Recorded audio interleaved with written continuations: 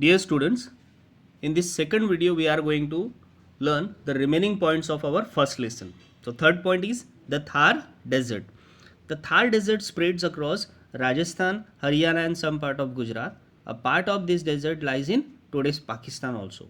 The desert has the Satluj river to its north and Aravalli mountain range to the east, the Run of Kutch to the south and Indus means Sindhu river to the west. So as you can see, the spread of this Thar desert is quite very big. Okay, the Ghagar river that originates in Himachal Pradesh reaches the Thar desert. So there is a river which is known as Ghagar, which originates in Himachal Pradesh, reaches the Thar desert. So you can find the river Ghagar in Thar desert also. It is known as Hakra in Pakistan, but in Pakistan this river is known by the name of Hakra. The course of this river in Rajasthan and Pakistan has now dried up. So this river, you will find the traces of the river in Rajasthan and Pakistan, but most of the part of the river is dried up. There are many sites of Harappan civilizations are situated along the course of this river. Our fourth point is the Deccan Plateau. The region between east and west coast of India tapers off. Tapers off, generally it gets narrow to the south. This region has Arabian Sea to the west, the Indian Ocean to the south and Bay of Bengal to the east. So as you can see, the Deccan Plateau is surrounded by water from three sides. Therefore, this side is called a peninsula. A major part of the Indian peninsula is occupied by Deccan Plateau. The mountain ranges of Vindhya and Satpura are located to the north of the Deccan Plateau. So there are two mountain ranges to the north of the Deccan Plateau, Vindhya and Satpura. The Sahyadri mountain range are to its west. They are also known as Western Ghat. To the west of the Sahyadri, there is a coastal region, that is Konkan and Malabar. The mountains on the eastern side of the Deccan Plateau are known as Eastern Ghat. So Western Ghat on the west side and Eastern Ghat to the east side. Deccan Plateau has a fertile land. Fertile land, what is fertile? Fertile means where the crops and agricultures grow very easily. So crops grow very easily. So that kind of a very rich soil is called fertile soil.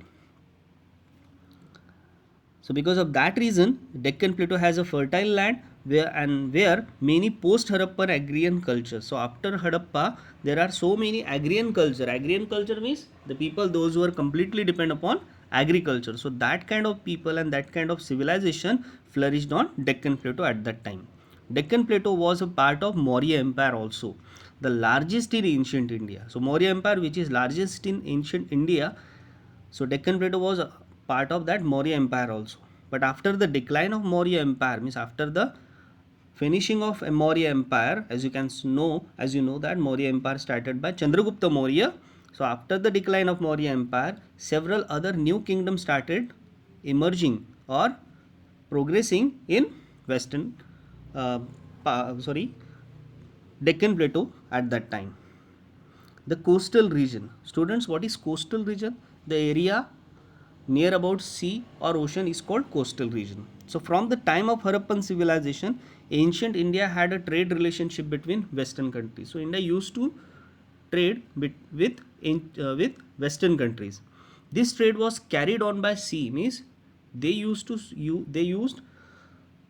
ships for trading or for business. So therefore they carried that kind of trade by sea. Therefore India had developed contact with and interaction with foreign culture and people at the seaports.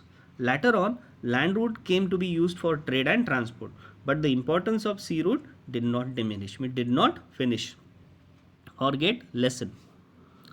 The islands in the sea. Andaman and Nicobar are the Indian islands in the Bay of Bengal.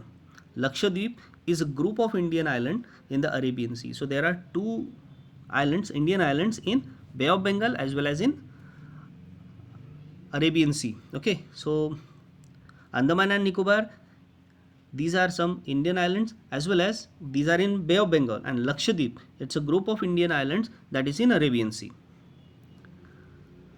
the location of these islands have been important in ancient sea trade. So in those days when India used to do sea trade, at that time these islands were very useful for India. The manuscript Periplus of Erythraean Sea or the Handbook of Red Sea makes the mention of Indian islands. So these two Indian islands have been mentioned in Periplus of Erythraean Sea, or you can say the Handbook of Red Sea. In those islands, information are given in these two textbooks. Make a mention of Indian island. It has been written by unknown Greek sailor. So it is a kind of a travelogue, or it is a kind of a travel description which was actually mentioned in those books. Students, as you can see over here, it's a map of India. So there are some signs in the index, as you can see.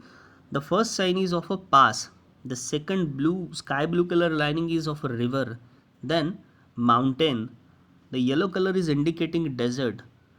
There, as well as there are two linings which are international boundary, and that chocolatey color is actually showing, or the brown color which is actually showing a plateau. So as you can see in India's physical map, there are Himalaya. There is Himalaya mountain ranges is also there, as well as you can see over there a pass, a river, a desert area. After that the plateau means, as you can see the Deccan Plateau over here. So you can know the Deccan Plateau very well, as well as you can see the tapered form, is narrow form of Deccan Plateau, and it is surrounded by three sides. As you can see, Arabian Sea, Bay of Bengal, and Indian Ocean. So India is covered from three side by water, and therefore it is called a peninsula. As well as you can see the Lakshadweep Island and Andaman Nicobar Island over here.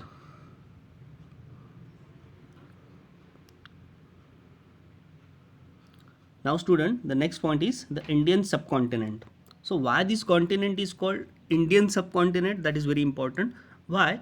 Because India has a very important place in that particular area. Therefore it is called Indian subcontinent. So look, the cities of Harappa and Mohenjo-daro are in today's Pakistan and Afghanistan. Afghanistan, Pakistan, Nepal, Bhutan, Bangladesh, Sri Lanka and India together form a region known as South Asia. So these are various countries which make the South Asia. Considering the expanse and significance of India in the region, it is known as Indian subcontinent. So why it is called Indian subcontinent? Because India's place is very important among these countries, therefore it is called Indian subcontinent. The Harappan civilization has spread mainly in the northwestern part of Indian subcontinent. China and Myanmar, our neighboring countries, are not part of South Asia or the Indian subcontinent. However, they had cultural and trade relationship with ancient India. They have an important place in the study of ancient Indian history. So students, this is our first lesson. I hope you got the lesson. We will discuss second lesson in next video. Thank you.